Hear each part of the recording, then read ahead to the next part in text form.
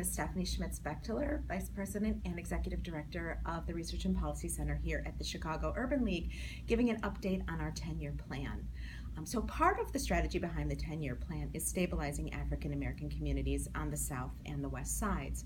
And one of the really important ways that we can do this is by building homeownership among African Americans.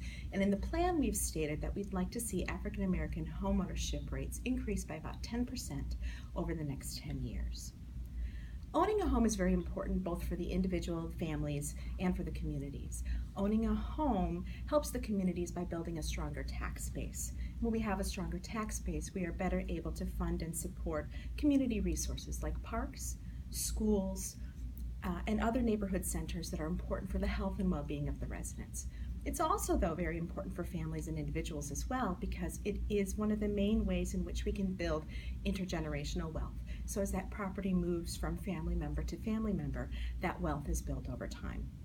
But unfortunately, there are a number of barriers that stand in place for the African American home buyer, and this comes when it comes to purchasing homes. And this can be things like a lower credit rating. It can be things like lack of savings or collateral to purchase the home. It can also be issues around steady employment or the level of income that a family has to be able to purchase a home and to be competitive on the lending market. Of course, even when families have all of those things in place, there is just the general discrimination that African Americans face in the lending market and with lending institutions.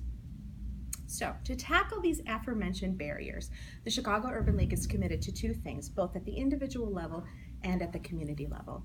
At the individual level, we think it's very important that there are programs and services in place to help African American individuals and families build up the resources that they need to be able to be competitive for loans. So that's building up credit, building up savings, and becoming more financially literate.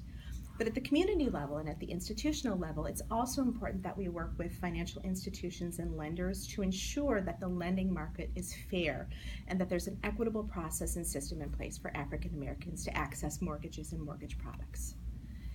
Another exciting note for the Research and Policy Center is that we've welcomed a new team member. We've welcomed Kathy Kane Willis, who is our Director of Policy and Advocacy, and she is charged specifically with engaging and partnering with community members, community organizations, businesses, and other key stakeholders to ensure that the 10-year plan gets off the ground and makes a strong inroads in the community.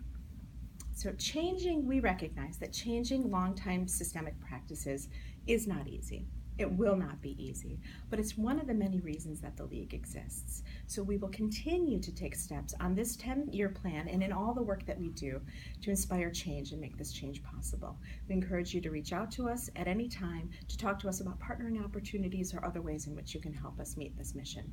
Thank you.